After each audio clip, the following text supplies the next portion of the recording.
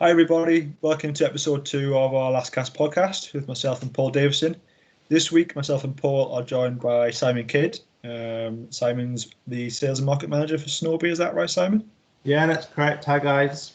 Yeah, we were just chatting off air there and Hello. I think we established 13 or 14 years in the industry now. Yes, that's right. Yeah. Seen a lot of, how much change have you seen over that sort of time with materials, and I don't suppose things like shipping and delivery, does that affect the product a lot? You know, the timeline you put in, is it quicker to get things now than what it was 10, 15 years ago? Scott, you know what I think I've seen change most of all has been the effect of the internet and everything, and the availability of products and the wide diversity that you can get and different routes of supply and everything. That's been the biggest change over the last 14, 15 years, really. Yeah.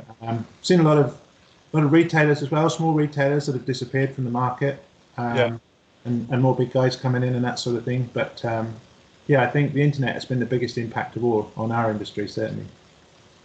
Cool. So as well as that, Simon, we've got a few questions that we've had in. You've just come back from New Zealand from the Commonwealth Championships, so we'll touch on that as well. A few more questions about sort of your work at Snowbee, and then we've got a 60-second sort of quick fire round as well, a bit of fun. Okay. Is there anything you've got, Paul, that you want to sort of put to Simon before we crack on? I'm struggling to see any pictures yet. Really blurred and bad connection, but never mind. Have you got your glasses? I'm a soldier. I'll soldier.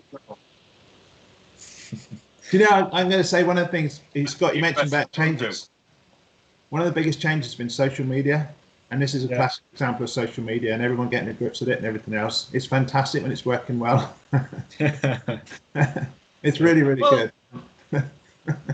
Is social media that good? Because there's a lot of people watch his podcasts, and you've got to work out who knows what they're talking about, who's bullshitting. Do you know what I mean? There's so many experts out there now. I don't think that's just when you talk about videos and podcasts. I think that's just in general. You see someone put a question up, I'm new to the sport, I want to do this, how do I go about it? And you see so many different answers coming in. Yeah. Half of them are wrong, half of them are right. And as a newbie to the sport, you think, well, what do I do? Do I do this? I do that? And you know, from both of you guys' point of view, if you were saying to someone who's been in the sport, just joining in, what would you think is the number one sort of thing to focus on when you're starting off? Do you read magazines? Do you watch videos on YouTube? Do you hire a guide?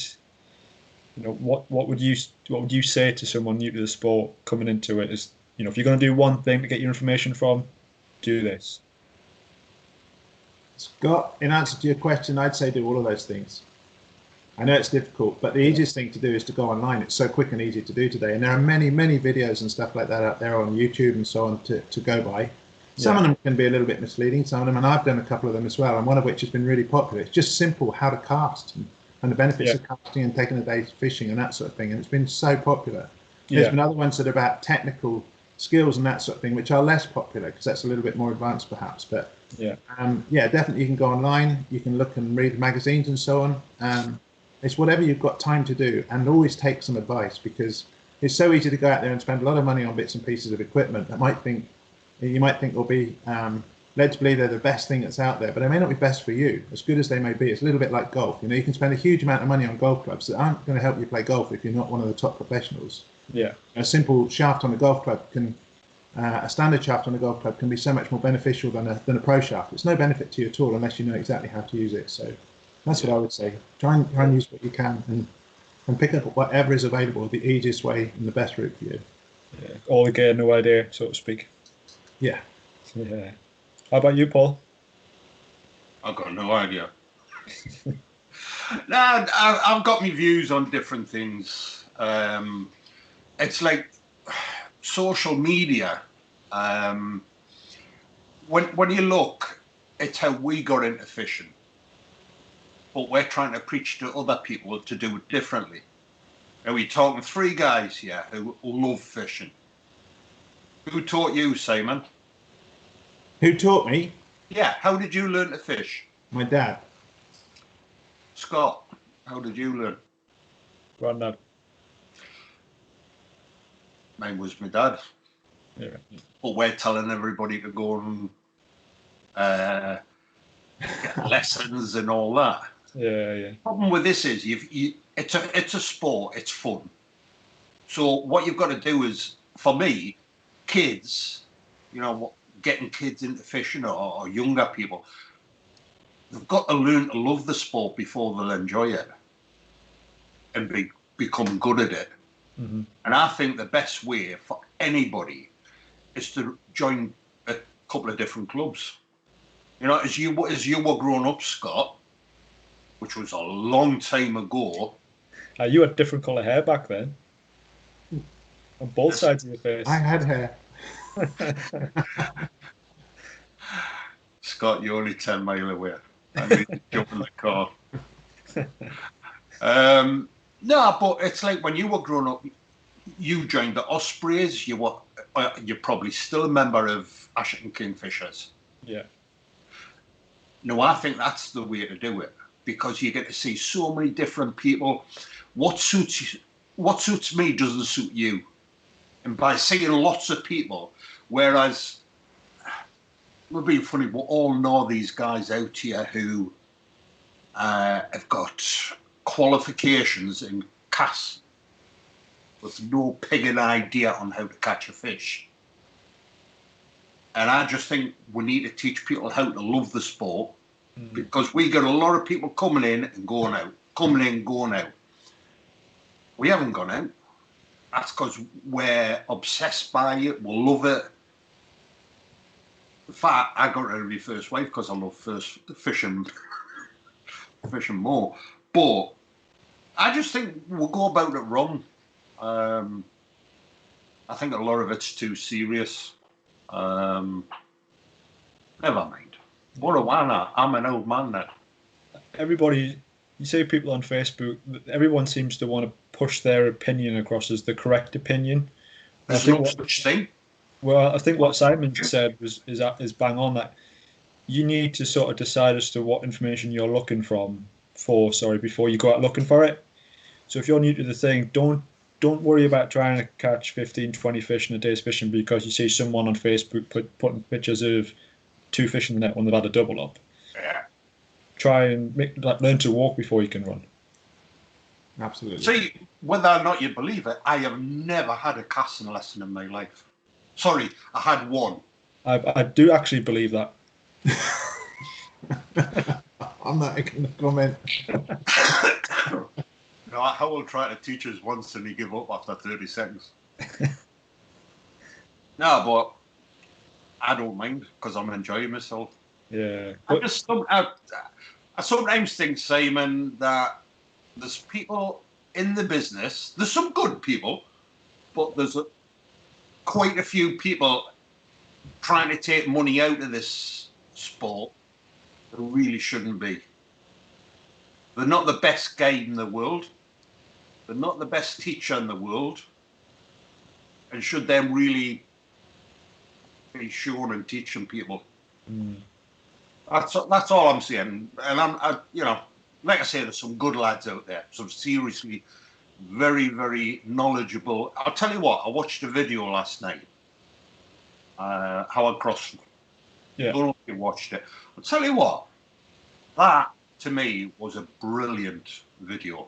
Was that the one with the loop or the chest pack? Yeah. It's well presented. He kept it.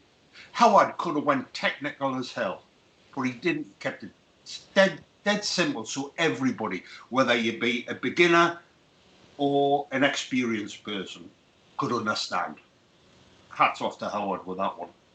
Yeah, I saw his one with the chest pack as well. And I've been I didn't agree with that. Well, I've been tuning for one of chest pack is only there when it's one of them. It's here like Howard wears. I've tried it, and all I do is trip over the bloody boulders.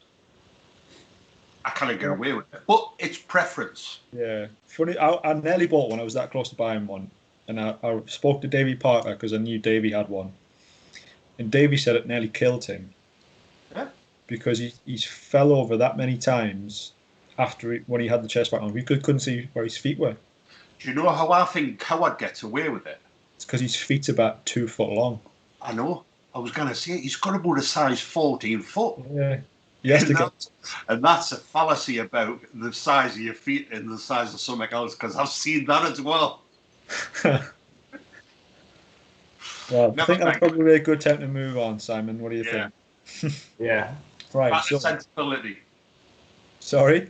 Better sensibility. Well, I don't know, because we're going to do our 60-second, or roughly 60-second question time now. Enjoy that. So, Simon, here we go. Are you ready?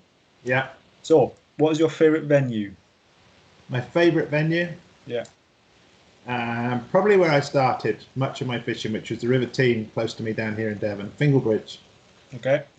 I've been lucky enough to fish all over the world, and just recently, as you mentioned earlier, I was out in New Zealand. I've always wanted to go there. We went out there for the Commonwealth 3 weeks ago now. Yeah. It was absolutely amazing. Does that challenge the River Team? Absolutely. It was fantastic fishing, and I'd love to get back there if I had the chance. But yeah, from going back to when I was a boy and everything, and learning to fish with a fly, Fingalbridge and the River Team, I still love it. Did they have colour when you were a boy? Sorry? Did they have colour when you were a boy? Colour what? Anything. Colour TV and that. Yeah, why? Yeah. Believe it or not, Simon is 72 next year. No, he's not. So is this a quick fire question? It's supposed to be. Yeah, it's supposed to be. All right. Yeah, it's going to take about 10 minutes. Who's your favourite angler? Favourite angler? Yeah. Me. My son. Wrong answer. So we've got favourite venue, we've got favourite angler, favourite line. Favourite line? Yeah. I have many favourite lines, and more recently, probably for all-round fishing and for the rivers, which I love particularly, would be thistledown fly line. But we've just helped produce and been involved with the industry and everything, a new line called a Spectre line, which is fantastic to fish with on the lake as well. So between those two, Spectre or thistledown would be my two favourite lines today. So what makes it so good? What makes it so good? It's got a 47-foot head pull, and it casts phenomenally. It's got a great front taper. It turns over well. It'll throw a fly at any distance. You can fish it short range, you can fish it long range, and if you really need distance, you can get that as well. It's fantastic. Yeah, I can prove you wrong on that one. Yeah. When you say 47-foot head, that means Paul's going to cast 47 feet. I'm not going to talk about Paul's casting. That's all we did last week. So that's the first 2 or 3 questions, which take about 3 minutes. I think I know the answer to the next one, but the next one's favourite fly. Favourite fly? I have several favourite flies, but one of them in particular is something called a billy, which is a fly I've never not had in my box since it came along. We first went out to Norway some years ago, and I went out with a small team of England guys and Scottish guys together and fished with the Norwegians. Put on a fly out there. We were looking for different flies to try and catch fish on venues we'd never fished before, and that was the fly that we used and caught a lot of fish on it. And we had 5 sessions, 3 on a lake, 2 on a river, I think, and I won all those sessions and particularly with that fly. So that's why. Equally, there's another fly which I've got is a dark watchet, and that's a really traditional river pattern. It's a wet fly, and fished out with great success over the years as well. So between those two. So just what do you think is the best new item to come out in fishing in the last 10 years? The best new item? Graphene. What? Graphene. No, not fishery. No, graphene. Graphene is a product that's put into rods today. It's a nano product that's used in the compound, the resin that's actually helps combine the rods today. And it's an amazing technology, fantastic. 200 times stronger than steel.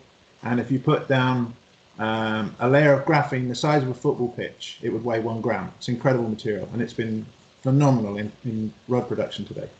I kind of cast out the box and never mind a full football pitch, man. All right, so the next one is the place you would most like to fish that you haven't already done so.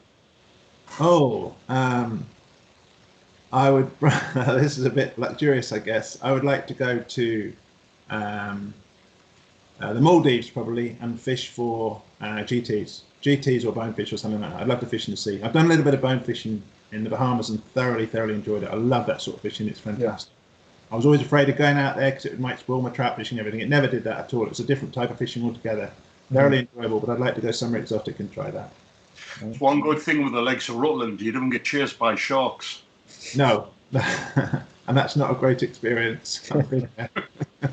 Well, that moves us on. So maybe that can be the answer. What's your proudest and your worst moment in fly fishing? Now, this can be in a competition or it could be an embarrassing moment. Okay. Maybe start with the proudest one because I'm sure that's a bit easier to. The proudest moment was when I was surprised to attend the national championships in 1998 in Keswick on the rivers on the Greta, and on the day I went and so on, and it was absolutely fantastic, and I came away as champion. And I remember we'd gone up with the kids and we hadn't got room in the car to put the trophy. The car was so full. We'd gone up for a holiday and everything. We'd been up for a week's holiday and stuff at the same time. That was a proud. Oh, did your son ever get back? Sorry? Did your son ever come back? Yeah. We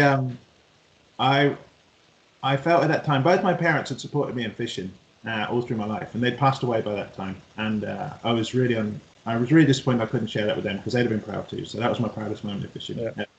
Fantastic. And the worst? The worst. There's been loads of them. If only people knew, Simon, there's so many.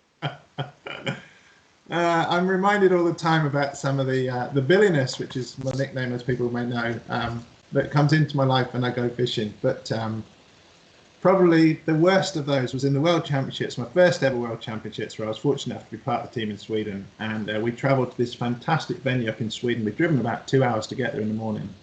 And it was icy cold. You're north of the Arctic Circle and everything. The water had just coming out of a glacier or somewhere. I don't know where it was coming from, but it felt like it. And we turned up and said, right, there you go, guys. Chris Osborne, team manager at the day, said, off you go, guys. This is some of the best fishing you're ever going to have. And he turned around, and I said, where are my waders? And they were back in the hotel. Oh, no. And he said, what are you going to do, Simon? Wet wade? I went, yeah, of course. So I went wet wading, and I wet waded all day. And after about an hour, I couldn't feel my legs at all. But it was amazing fishing, but that's got to be the most embarrassing moment of my life. Yeah, there's been a few, hasn't there? I know. If you could catch one fish species, Simon, what would it be? What's your favourite fish? My favourite fish, the Fario trout, which is found in northern Spain in particular, in the Pyrenees and everything. Beautiful looking trout. It's got finger marks like a small trout that we're familiar with here, but in all sizes over there. Beautiful, beautiful looking fish. Is it just on looks, or is that just on looks based, Simon, or difficulty to catch? They're not easy to catch. The water out there is incredibly clear and difficult. They're a huge challenge to catch and extremely rewarding, but they look beautiful as well. And for me, that's the epitome of dry fly fishing as well. I just love to catch Fario trout. They're fantastic. I've often wanted a painting of a Fario trout in the water. I still have that image in my head now. Yeah. I've seen Fario trout, and there's crystal clear streams of the Pyrenees and everything, sat under just laid up waiting to take a fly off the top. Fantastic. Nice. If you could change one thing in fishing, Simon, anything, yeah, what would it be? Accessibility, I guess, to be able to go fishing anywhere, because a lot of accessibility is really strictly controlled, and I think there are some wonderful places where I'd love to be able to fish that people can't access to. So probably what I would do. And my last one is, yes, you were stranded on a desert island. Yeah. One person and one item with you. Yeah. Who would it be, and what would it be? I won't answer that question. If I was stranded on a desert island, there's only one person I'd want it to be. Oh, well, okay. There's a second person. I would like to have my son with me, and we could go fishing together, and he can cook as well. So it's probably a big benefit. I'd have to take a female. Sorry? I'd have to take a female. Well, that would be my other choice, but I don't want to go there. Not at the moment. Who would you take, Paul? Lorraine? Or? I want a bit of peace and quiet. Right, let's wrap that up. That makes I think that's probably just about over a minute. So the next thing to talk about, Simon, is your involvement with England. notably World, European, Commonwealth Championships. Obviously, we've mentioned before that you've just come back from New Zealand for the Commonwealth. Yeah. But just to give people a bit of a background of your experience at the highest level, we've got you said you fished at world level 6 times, half a dozen times now. Euro level 3 or 4. Taking away. Here's a fact for you. Did you know that there's people fished for England more times than Simon, but nobody has got a better average than Simon finishing position? Did you know that, Simon? I would have quite a good idea because I know what I've done in various championships and everything. But it's nice to hear. You've done very well in every world championship. Yeah. And your average is a lot higher than anybody else. Yeah. I always used to say I'd like to come last in the team and see where the team finishes up. Yeah. I'd love to have done that. Consistently, you're good. Individually, you're shite. So, Simon, touching on the world European level, what makes that so different and harder to sort of place well as opposed to like a national competition? So, say you were planning to fish the Rivers National, I'm sure you'd be sort of expecting to finish quite well, quite high up, given your experience. Yeah. What's the main difference between that and you say you just been to Montenegro last year for the European? So, is it the lack of knowledge about the venue? Is it working as a team? Is it the time you've got to practice? Is it it's a lot of things. It's a lot of things, Scott. I mean, you say about fishing in a national or something, expect to do quite well. I guess I'd always expect to do quite well with having quite a lot of experience and everything else. But there's an awful lot of really good anglers out there as well, which you have to respect, and I really do. And we also have the likes of Howard, for example, who's now the world champion, which is absolutely fantastic. Mm-hmm. And I've fished and known Howard for a very long time. But I think when you look at the different competitions, you go to world and Europeans and so on, they fish to slightly different rules than we do over here. And I know that we introduced something called an EPP, which came in a couple of years ago. Yeah. And I guess at the end of the day, Howard becoming world champion is credit to that EPP organisation. He came out the top angler in that in the first year that it was put together. Yeah. And he's world champion less than 2 years later. Fantastic. However, we did bring into that some different rules which are fished, which are the Fitzmoosh rules, into that level of competition to try and sort out some of the people that respond well to that type of fishing. I think that's the biggest difference. A lot of our competitions you can fish, it's quite easy to fish within a zone, if you like, whereas at European and world level you only fish a section that you get. And I'll give you a classic example. Last competition was in New Zealand. We fished the Commonwealth out there. My first session was on a place called the Tongariro River, which was absolutely fantastic, and I couldn't wait to fish it. Hadn't seen the competition water itself, got out to there, and I drew a section, which is fine. You draw different sections, and you draw a section, that's all you get. You get 100 meters of water if you're lucky, 150 perhaps. And I ended up having to fish it with 2 local anglers also fishing my beat, and one of them stayed in the middle of that peak and stuck to it and would not move for 3 hours until we'd finished the session. Yeah, that's the sort of problem you get. You can get a good beat, you can get not very good beat, and you have to make the most of it. And I think the biggest thing in Paul was saying just now about having success at world level and European level and everything is seeing what's in front of you, and all you can do is make the best of what you've got in front of you. You can't worry about whether you're going to win or come last. It doesn't matter. You just have a section of water in front of you, and your job in that 3-hour session is to get the best out of it. And I think if you concentrate and focus on that, that's the biggest secret. And then the preparation to do that is what makes a successful team. Everyone doing the same thing. I think from the trust in every single person in that team. 100%, absolutely. Whatever they tell you, it's gospel. Has to be. Yeah. I think for me, one of the biggest things when I got involved at that level was you've just pointed out the length of water you actually get to fish for 3 hours. Yeah. Now, for anyone listening to this, next time you get out on the river, or even if you just go for a walk with a dog, measure out 150, 200 yards when you go on a park or a football pitch or whatever, and just turn around and see how far that is. Now, you think about next time you go fishing on a pleasure day and you just go for a walk, you go for miles. I mean, you both of you guys. Well, Paul doesn't because he's anchor feeding. You go I've that never when you're done that, and I've done it for the reason that Simon said. I sort of train myself. When I go fishing, I start at one tree, and I look into the distance, and I think, right, I'll go up to them bushes, and I bet you it's no more than 150, 200 yards. And that's all I'll fish. Whether I go through it 2-3 times, that's all I will fish.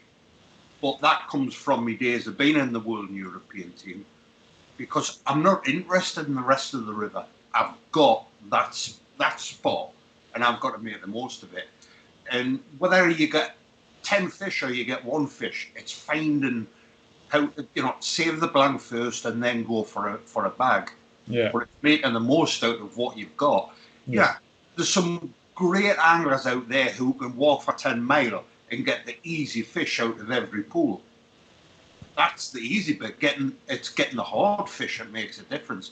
So, like Simon says, me personally, competition on a river, 200 yards max. Yeah. Plus, I'm a lazy bastard. Yeah, I was going to say that the times I've seen you, you always pick a good 200 yards and then stick between there. You never pick a shit one.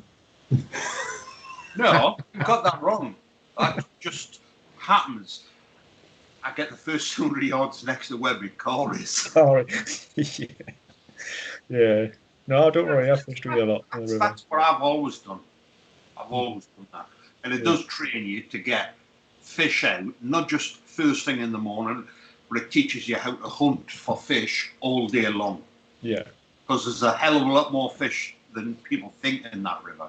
Yeah. So.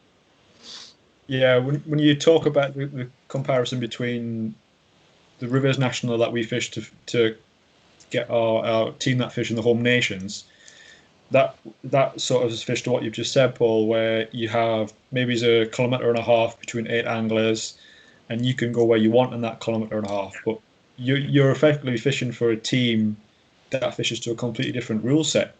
Yeah. When I was what I used to hear World Europeans, when they say, "Oh, we'll go walk the beach." Yeah.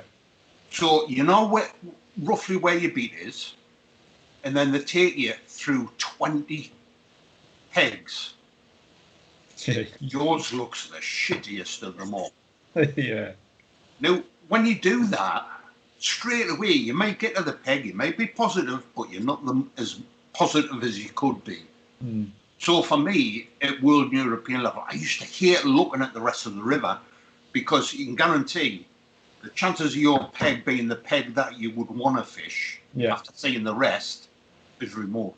Yeah. So I used to hate going and looking at pegs.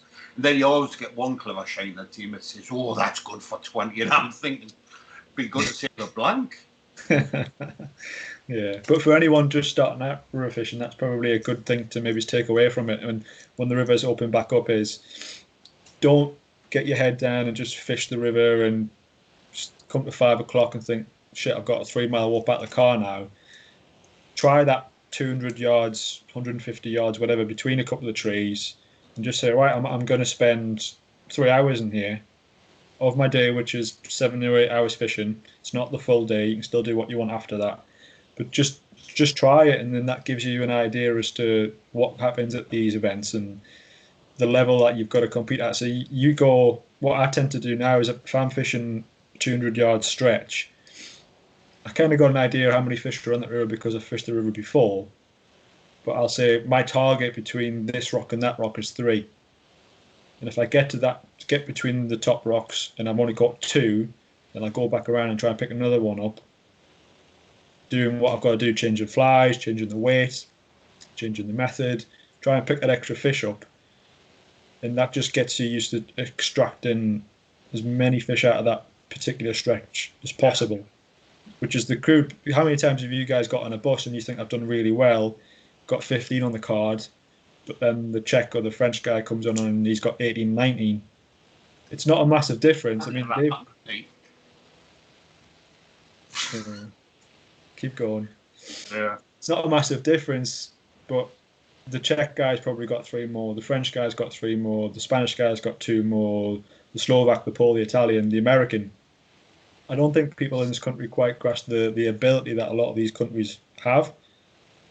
I think a lot of people expect England and Scotland and Ireland to go away because they are the top anglers to go away and constantly be at the top of the tree. The anglers we're fishing against are world class. Do this day in, day out, fish competitions weekly. Absolutely. I would add to this as well. The biggest difference, Simon, between English anglers and, shall we say, European? What makes them so good? What I was just going to say is that we are extremely lucky in this country. We have some of the best fishing in Europe. It's easy fishing when you compare it to the other countries you go to. They have some fantastic venues and everything where you can catch a lot of fish, but they haven't all got that. And a lot of the, like the French and Spanish countries, for example, you can go to water there, public water, you struggle to catch fish at all, and they deliver fish out of that. They're used to that all the time. And over here, when it's easy fishing for us, we are quite complacent, and I think that's the biggest thing of all, is that we expect to be able to catch fish, and we do have it quite easy fishing at the end of the day compared to what some of those people are used to.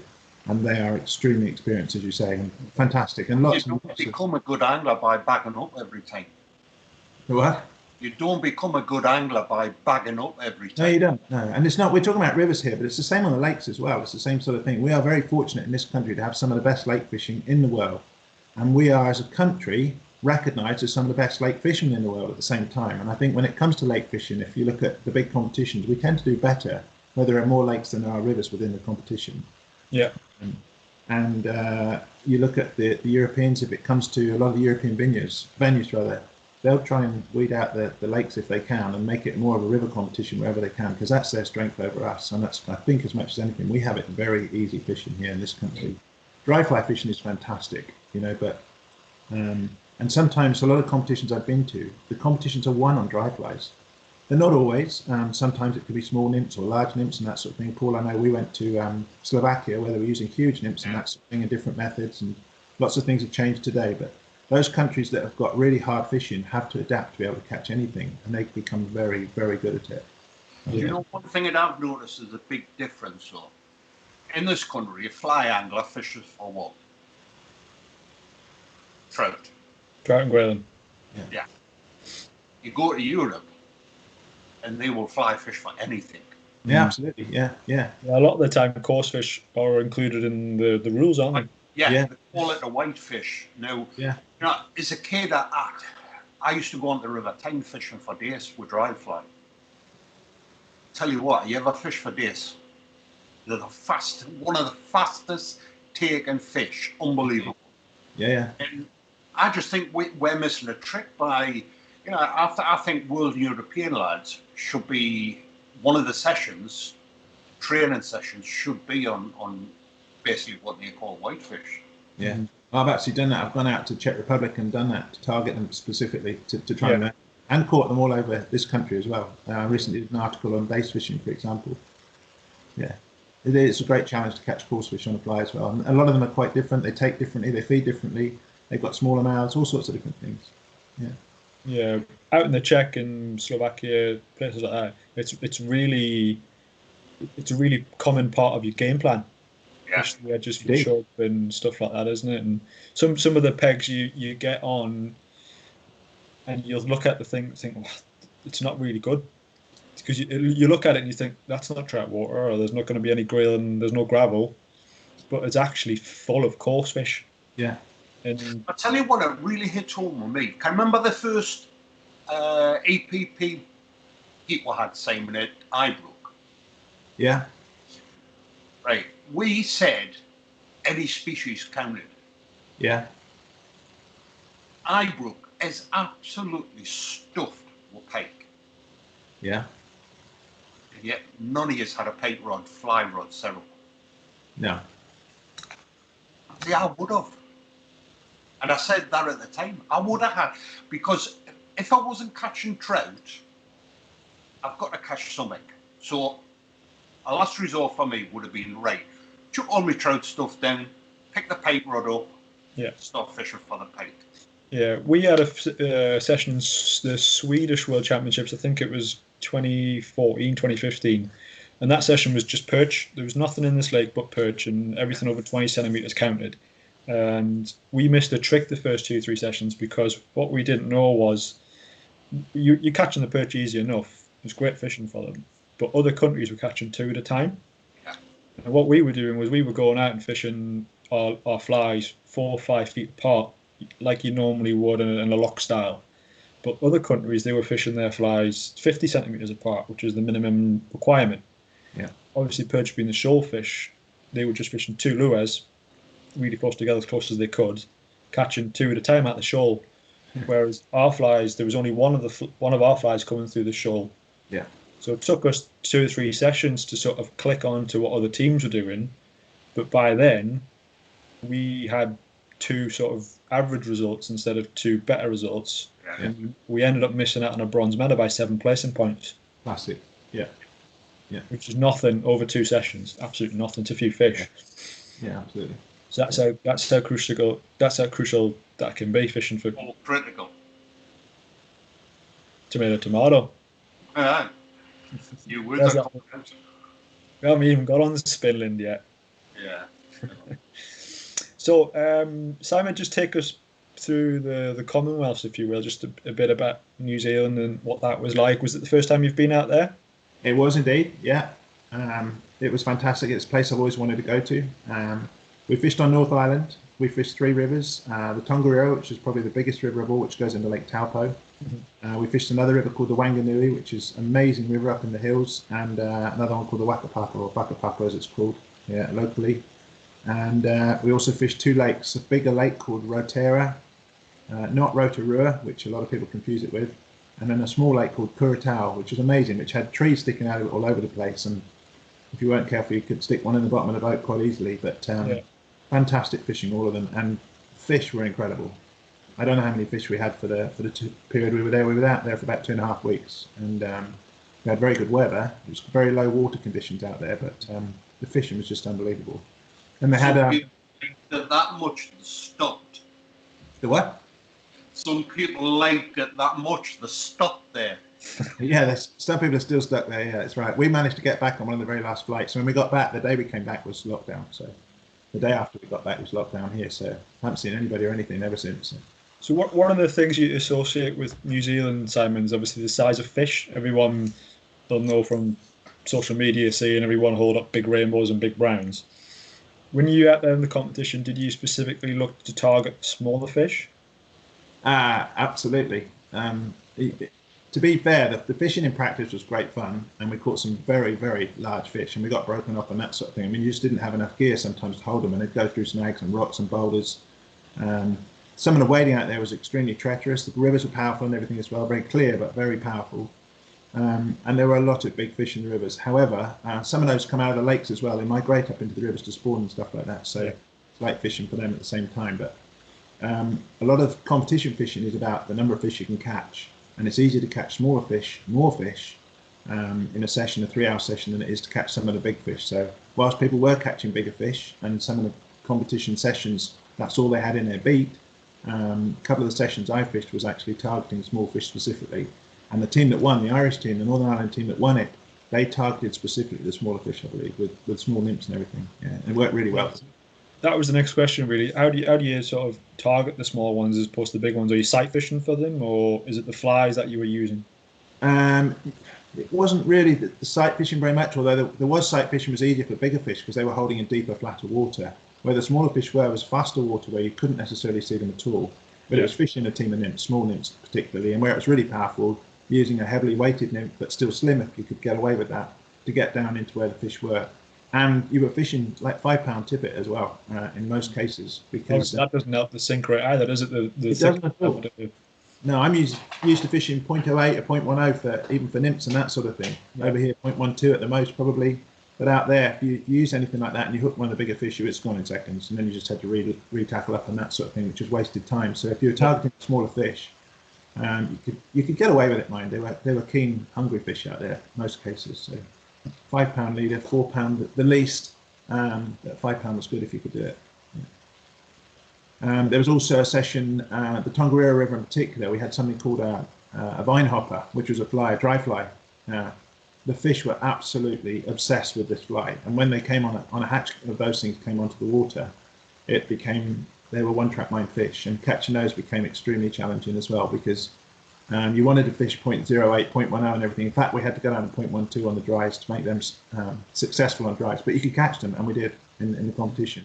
But again, trying to target smaller fish that weren't going to break you off was half the secret. So was it everything you expected, New Zealand? Did it live up to expectations? Oh, more than. It was amazing. The countryside, the people, the whole thing was just fantastic, absolutely. But the different thing from what I anticipated was it wasn't about catching big fish, which is what everybody goes out there for. The competition was about catching volume of fish, which is what we're trying to do. And the tackle we went out there with, and the expectation of going out there to catch these big fish with heavier gear and bigger hooks and everything else, isn't actually what happened in the competition. It was going smaller and fishing really well and targeting the smaller fish where you got them. I mean, if some of the water you didn't have at all, you could produce 2 fish at 4 pound off your beat, you've done really well in some cases. So that was on the rivers. On the lakes, it was the same sort of thing. One of the lakes was full of smaller fish, 20 centimetres was your limit out there. And you could get fish 25, 30 centimetres and lots of them. It was great fun, really, really good. Yeah, the fishing is fantastic. I'd recommend it to anybody, and I can't wait to go back there. It was amazing, absolutely amazing.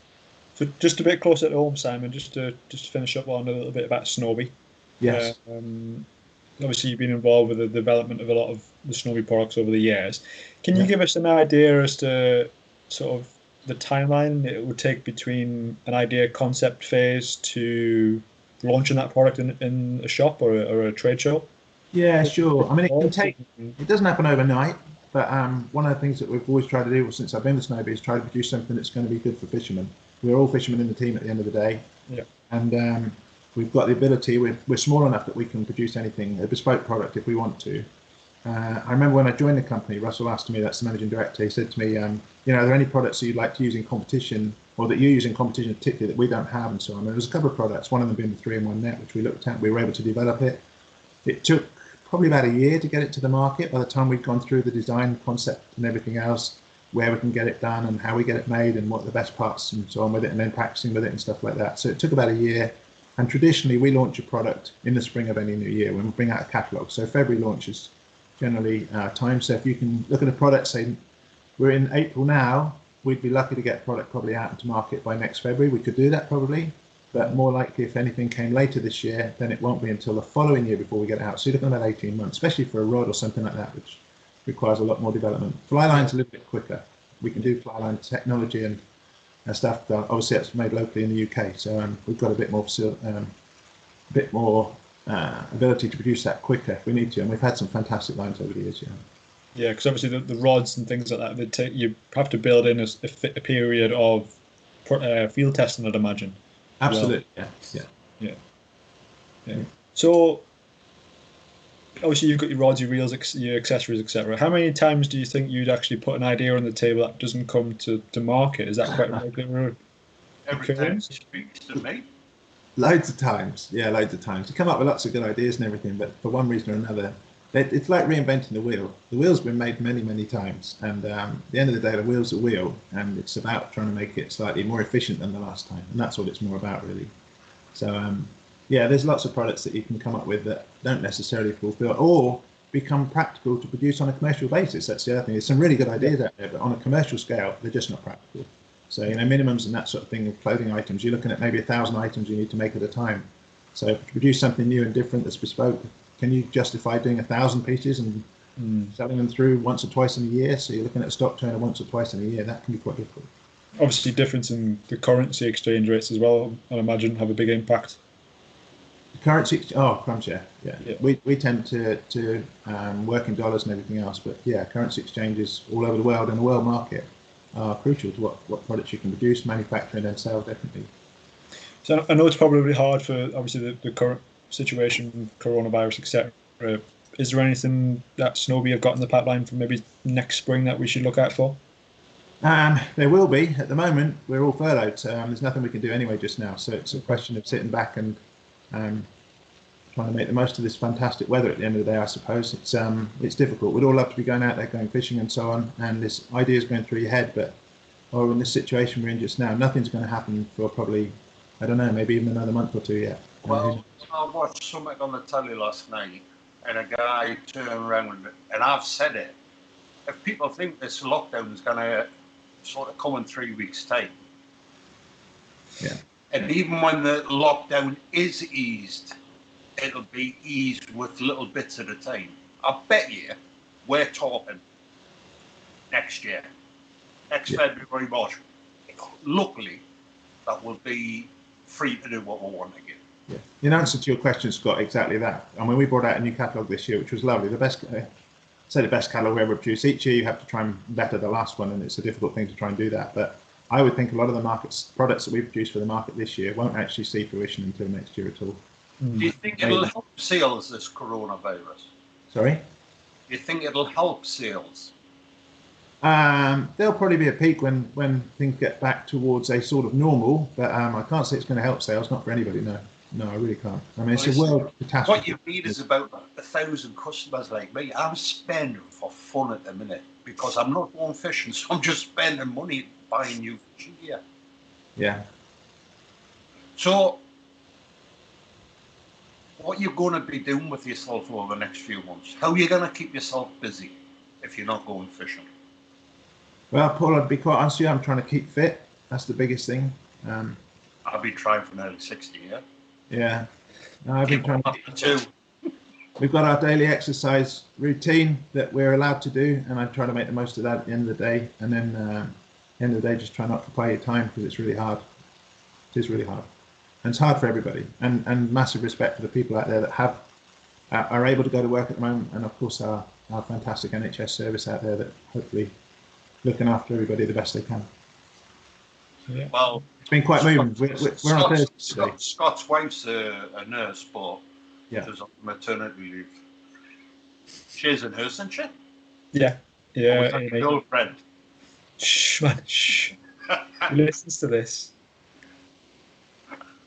So I was just going to say I should be outside the door tonight, Scott, at 8 o'clock tonight with everybody else in our street here. Last Thursday night was really moving. It was phenomenal, and every Thursday is coming more and more so. I'm about this, right? You know, all these frontline nurses and doctors and that. Do you know they're putting their life on the line, going to work and doing extra hours for 20% of the normal wage? Because according to the government, if you're not working, they'll subsidise your wage by 80%. So they do a full day's work for an extra 20%. Do you see where I'm coming from? Mm-hmm. So they're putting the life on the line compared to everybody else for 20%. Yeah. No, I'll get your point. I think that's garbage. If it was me, I'd give them the 80% and the wage. So is that next week's pod? Yeah. 4th PM, is it? I think good job. Anyway, so I think that's about. I could solve the population crisis that we've got in this country. Put me as Prime Minister and I bet you I can get nearly everybody to emigrate. Well, they might be looking for a new one in America, so just hop over there and... There's no wrong with Donald. He's lost the plot. Anyway, thanks, Simon. It's been great having you on. It's been a fascinating sort of 50 minutes or so listening to you talk about your experiences and various different places you've fished.